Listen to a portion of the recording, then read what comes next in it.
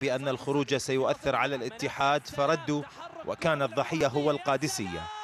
6 أهداف بالتمام والكمال بشوط اللقاء الأول، وأتموها ب2، فبات العدد 8 وهي أكبر نتيجة بالدوري السعودي حتى اللحظة. أولها افتتحه أسامة المولد بظل غياب هزازي ونور والزيايا والكويتي فهد العنزي، والثاني يأتي من البرازيلي جيرالدو والحبل على الجرار، إذ لم يتوقفوا بعد الهدف بمعدل هدف كل 5 دقائق بالشوط هذا. ومن بعد جيرالدو جاء محمد الراشد الذي كان مبدع هذه المباراة، فالهدف الثالث كان بامتياز خاص به، وكذلك الهدف الآخر الذي سوف نذكره بالشوط لاحقا.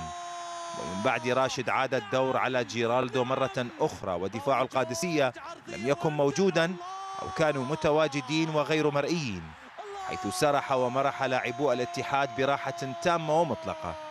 ومن بعدها أراد الاتحاد أن ينوع المذاق بالأهداف للقادسية، فأرسل لهم البرتغالي باولو جورج لكي يضع الهدف الخامس. وكل هدف من الأهداف التي مضت كان بطريقة مختلفة ولم يكن بالكيفية ذاتها، ما يدل على خلل بكل خطوط القادسية وليس لخط بعينه أو لاعب أو لاعبين.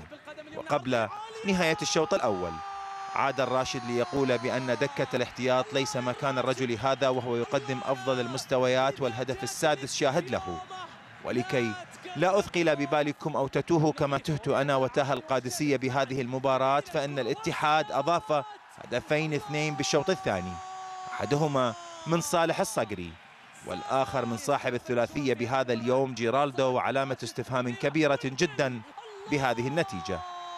عمار علي، صدى الملاعب.